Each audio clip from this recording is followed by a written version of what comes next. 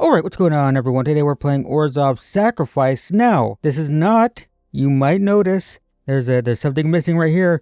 It's not a Raise the Past deck, if you're not familiar with Raise the Past. It is a 4-mana sorcery. You return all your small stuff from the graveyard to the battlefield. It usually combos with a Sacrifice Outlet and Vengeful Blood, which we're not doing that. It's more of a combo deck, but we're not doing that. And the reason we're not doing that is because we have this card.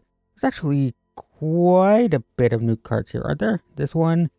What else here? New. Is that it? Maybe that's it. But the point is, this card is dumb. So it's a 2-mana 2/2 Vigilance Menace that is totally fine. Whenever another creature dies or is put into exile, so that's going to count warp, like with this guy. We're not really using it that much. We have one warp card.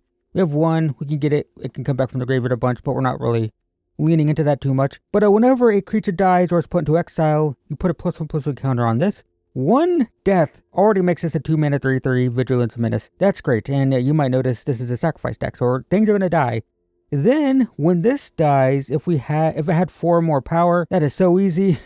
We get to destroy a non-land permanent, anything. So this creature usually gets to like a 5/5, a 7/7 pretty easily. And then if our opponent kills it, it kills one of their things back. It's really dumb, and it pairs really well with Sephiroth, which is when it enters or attacks, you sacrifice another creature and you draw a card, which is going to add a counter here. And if you do that 5 times, it flips and it turns into a 5/5. The backside's not irrelevant, but it's not the most important aspect. And one of the best cards for this, though, is Voice of Victory. Mobilize 2, so this makes 2 1/1s that sacrifice end of turn, no matter what, which will automatically make this a 4/4. If we play this turn 2, for example, and then turn 3 we play this and we attack with this, the 2 1/1s will die end of turn, immediately making this a 4/4. We can also play this turn 2, attack with it, then play Sephiroth, sacrifice one of the tokens that are going to die anyway, and draw a card and stuff. Right, so this is like the core of the deck. This is the idea. Other cards would include a 1-mana 1/1 that makes a 1/1 when it dies, so we can sacrifice it. A 1-mana 1/1 that makes a 1/1 when it dies, so we can sacrifice it. We have sacrifice something to draw 2, sacrifice something to exile a creature or planeswalker. We have 2 mana, sacrifice a creature or artifact, surveil. We have whenever this or another creature you control dies, which happens a lot, we drain 1. We're not leaning into this, we're not a Raise the Past deck, that's why we only have 2. This is just a fun card that I could see cutting Blood Witch going to 3 of these. I could see cutting this going to 3 Blood Witch. It's kind of whatever. But it's a 2-mana 2/2 haste. You can warp it from the graveyard, so it just keeps coming back over and over again. We have this. This is just redundancy. People will say this is a replacement. The reason I still like this over this new card is it does get counters. Between this getting counters, and this sometimes flipping, these just give us more threats. Though it is legendary, so playing some of these as well, which is Surveil. Surveil also nice. This is very good in the Raise the Past deck, because you have this and you have the Surveil 1-mana 1/1 guy, this guy. So between this surveilling and this surveilling, you can just flip your entire deck into your graveyard, or a significant portion of it, and then Raise the Past and combo. We're just not doing that. We also have just a 3-mana return, a bunch of small stuff from the graveyard, and Enduring Innocence, which draws cards when we play small stuff, which most of our deck is. So that's it. This is not a Raise the Past deck. This is more of a aggressive, up-tempo sacrifice thing. It's weird to have aggro sacrifice. When you think of sacrifice decks, they're usually combo or mid-range, right? You think of like Cauldron, Cat combo, which is more of a value engine, right? But we're pressuring people. We're making this big, we're drawing a bunch of cards. We can actually just kind of aggro people out a little bit. So yeah, that's the deck. Relevant lands, I guess we do have this, by the way, which can make 1/1s. This can also make tokens that sacrifice, by the way. But yeah, that's it. Orzhov Sac, not Raise the Past, more aggro. Let's play it, see how it does. Okay, got the card. That's really basically all I care about. I'm gonna keep this. We're going first. That's pretty good. Gonna play this. Next turn, it's probably starting town. And this. Maybe it's this, to be honest. I like this next turn. And then turn 3, we play this, we warp this. So maybe we're going to lose a lot of life though. Cecil, okay. That's fine. I'm going to pay 2 life for this now. Play this. No attack. Demon Wall, fine. I will take 2. Yep. That's fine. Sure. Alright, my turn. That's pretty good. So, we play this. We warp this. Pay 2 life. We activate this. Sacrifice this. That's a counter. Then we activate this. Sacrifice this. So now that's a 4/4 that's going to destroy something. Do this. Now we have a 5/4 so it doesn't die to the demon wall. They do have a death toucher and they're going to be playing removal. They can right now if they want to. They can kill something with a removal spell and have a death touch blocker. Both of these things are bad. And this deck is demons for sure. Demon wall means they're going to be playing Unholy NX and stuff. This node exile. Target opponent exiles a creature they control and their graveyard. So that will avoid... It dies. Okay. So we'll do this because we have another thing here. We have another sacrifice outlet, I mean. So the death touch blocker is the biggest problem here. I do have Scout the Survivors though. Alright, I'll attack for 6. They're gonna trade. Yep. Sure. And then... Yes. They take a lot of damage too, by the way. And I'm gonna play this and Nesting Bot. And next turn I can get this back from the graveyard. I can actually sacrifice this to get both back. That's another death touch blocker, unfortunately. So I'll do... It is total mana value 3 or less, yeah. So we'll sacrifice this, we'll surveil. Could get something better than the Nesting Bot. Ooh, yeah, I'll keep that. Okay, my turn. It's exile 2, so I can get rid of this. Do I do that this turn? I think I can chump block a turn. I'll do this. It's a 3/3. I don't attack. I can chump, and then I can exile it next turn. It is a sorcery, unfortunately. Oh, that sucks. So I can... Does it even matter? I don't know if it matters, to be honest. No, I don't do this. I let this go. Alright, my turn. So we're going to sacrifice a creature, target you, sacrifice this. That's gone permanently. We'll play this as well. And attack for 5. Down to 6. Can make a big... See, this is why I like this card, right? Can make a huge next turn if I want to. They make a 6/6. That's fine. I really need, like, one more power. Oh, there we go. Figured it out. How do I do this, though? Sack a creature. Target you. Sack this. They survive. No, they don't. Do this. Okay. 6 damage. Alright, well, that's the first game. We did all that on 3 mana, notably. And you see how we are more of an aggro deck, right? I would say that probably the Raise the Past deck it's probably better in best of 1. A combo deck like that, when people can't really prepare for it, is usually better. We get 2 of these. I guess that's fine. This won't enter untapped. I think I gotta play this. Although, then I don't have white on turn 2. It's a bit awkward, isn't it? Alright, I guess we just play one of these. We'll probably have to play this next turn. No white mana is a bit awkward. But yeah, in best of 1, a combo deck like Raise the Past makes more sense. This is probably much, much better in best of 3 if I had to pick between the 2. So that shows me potentially... It could be the same deck, actually. I want to play this because next turn... I could play either one of these, to be honest. But next turn I can play this, sack this, make this a 3/3. I expect it to die. Yeah, okay. That's fair. Fair enough. Okay.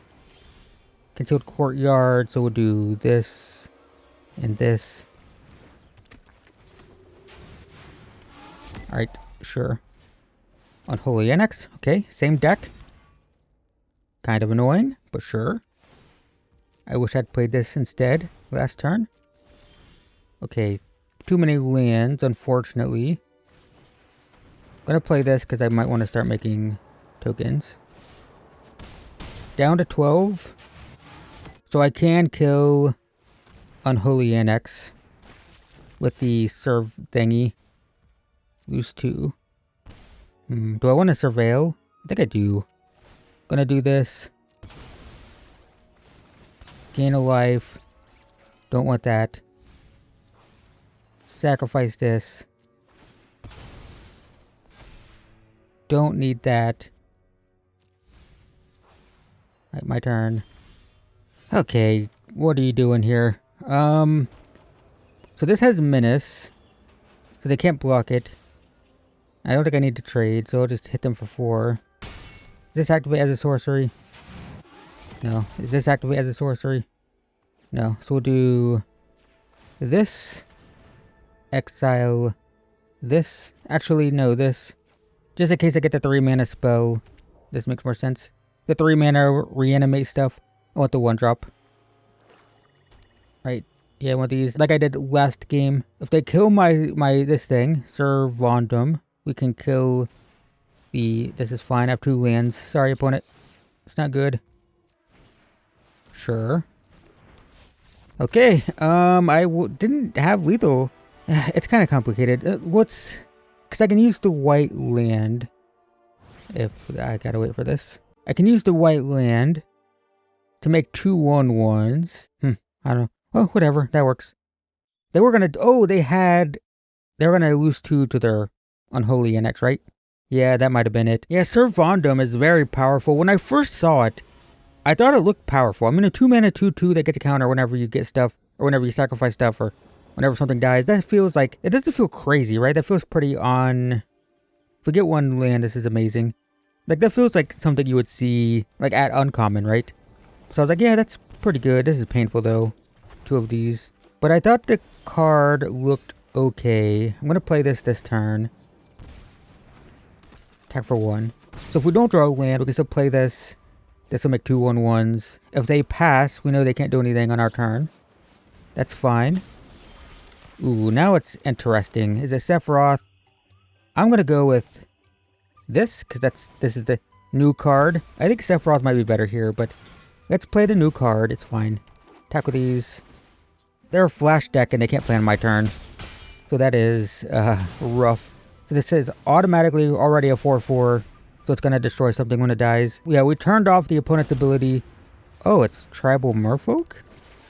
Okay. Well. Okay, yeah. Yikes.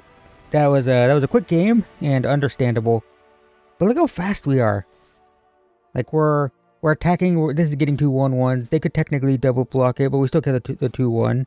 And this is going to become a 6/6 end of turn. I could play this, draw cards, or I could play this, draw a card. I can attack and then second main phase, sacrifice one of the tokens that's dying anyway. And now we're draining, right? Because we had to lose 1, gain 1. Yikes, man. We have a perfectly fine hand. I'm going to play this turn 1, like so. Tap land. Alright, we'll pay 2 life for this. We're going to play this. Going to attack for 1. Hope we don't have to sacrifice anything. I want to play this next turn, then sacrifice. Looks like they're going to kill. I can save it. Okay, sure. Sacrifice this. Sacrifice this. Alright, cool. I will play this tapped. Play this. Attack for 4. Down to 15. This is awkward to play because I don't want to sacrifice anything right now. Opponent does nothing. Land. Let's play the Blood Witch. And then attack for 6. Bounces. Sure. Take 2, replay this. End the turn. Soul Cauldron. Okay, this is the Vivi deck, but they got mana screwed. Yeah, that's a bummer. That doesn't count. Okay, this is fine. Good Sephiroth hand with these 2. We do have a tap land here. This taps for black. So it's probably this first, this. This is either Boros, so life gain. Mardu. Mardu, life drain. Deep Cavern Bat. That sucks. Sephiroth is a reasonable choice. I will take one if they attack. Yep. Okay, so... Oh, I drew this. That's good. So I can play this. I can play this. I can attack because I don't care if they block. Okay. It's an interesting choice here. Okay, that's fine. So I can play this first, like I did. And next turn I can play these two to get a big attack. But I am making this vulnerable. Whereas if I played this, next turn I still get to play this, done a bunch of sacrificing. It's probably this, this, this, and then sacrifice this. You will surveil, gain some life. Nope. And then I will sacrifice this. I don't need another one of those. And then I will attack for 4, Vigilance, Menace. Okay, down to 18. If they kill this, it kills the bat and gets my Sephiroth back. So I'm kind of okay with that. This looks like the traditional Raise the Past build with Sanctifier. Well, I don't know what the opponent's doing. Whenever another creature you control enters... Okay, yeah. This is a Raise the Past build. For sure. Yep. They're just trying to kill me one shot. Which I think, again, is probably better in best of one. Yep. Actually, I could have sacrificed the Infestation Sage and blocked. Whoops. Alright, so we made a mistake there. But I want to surveil, see if I can find a removal spell. Don't need it. I really want the removal spell, please. That's not it. Alright, my turn. Oh my god. Pain. I will play this. I will activate this because I have nothing else to do. I will attack for 6. Make 2 1/1s. Yep. Yep. And then we activate this. Sacrifice. There is a chance that they can just combo kill me here. I'm just looking for removal at this point. They can play the 5 mana guy and just instantly win because they have the Starscape familiar. I guess in response I can sacrifice this, kill the Starscape cleric. That's fine. Definitely regret not blocking the Deep Cavern Bat though. Could have won. Or could have won. Could have got my Sephiroth back. Yeah, I get it. Attack for 1. That's fine. If I draw land, I'm going to be very sad. Yep. You got me. Oh my god, I'm so sad. You guys have no idea how sad I am. Well, do this. Attack. Because I'm dead next turn, like for sure. Okay. I'm like, there's nothing I can do, right? I'm just dead. No. All I wanted was a removal spell. I guess that works, kinda. Alright, down to 6. And we're at 11. Opponent's at 6. Okay, I have to get through all the triggers again. Pretty sure we're dead though, because we have 4 flying. We have 5 flying. Yeah, okay. That is death. That's annoying. Just couldn't find anything. It was really annoying there. Well, bit awkward, but we got turn 1, turn 2, and then lots of cards draw. Hey, look. This is the card I was looking for. I'll keep 7. Going second. Tap land turn 1. That's good for me. Play this. Alright. Fabled Passage. Green. Okay, Landfall. Yeah, Landfall for sure. I've eaten alive, so that's good. Yep. Do I kill it now? I did draw a nesting bot. So let's just do this. And then sacrifice, target you. Up pay. Sack. We will attack for 1. Yep. 3 mana.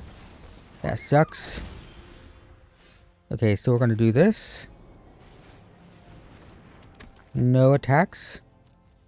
And they're playing Corrupted Conviction to draw. Sacrifice this token.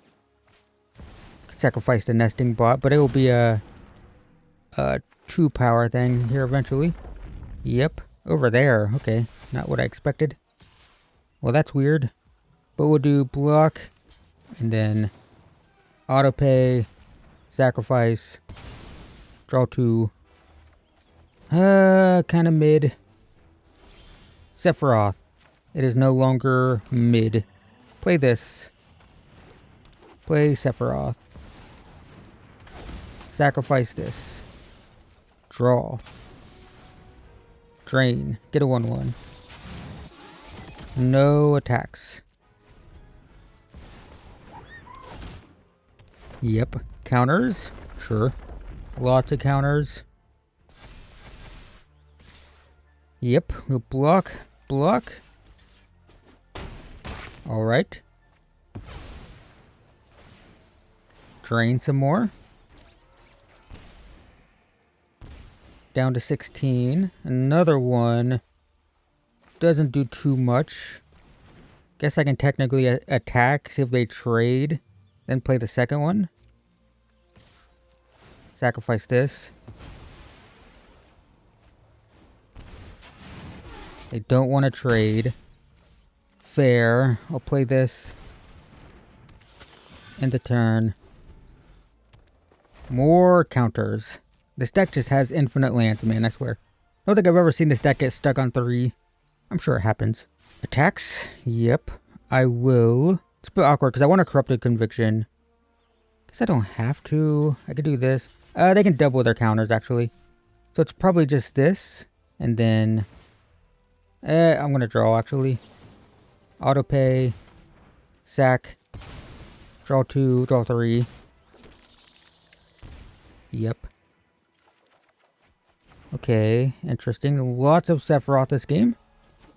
Down to 16. My turn. Another land is unfortunate. I think we can probably do something like this. Because we have another Sephiroth either way. I will sacrifice this. Drain, draw. That could win the game right now, actually. Yep. I missed out on damage, but it doesn't matter. Does it matter? It doesn't matter. Alright. That's game. We just have to click through stuff. Drain. Drain. Now, if they have a way to gain 1 life...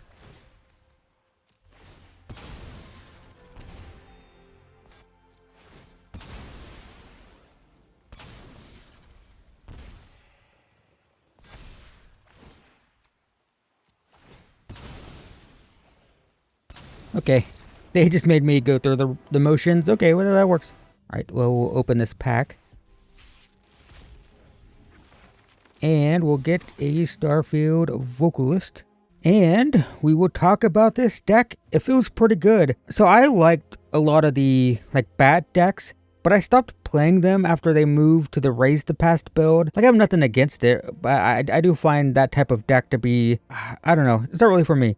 I don't play a lot of combo decks. You might notice I don't play combo decks on this channel basically at all. I'm not opposed to combo decks. I just tend to avoid them. I don't know.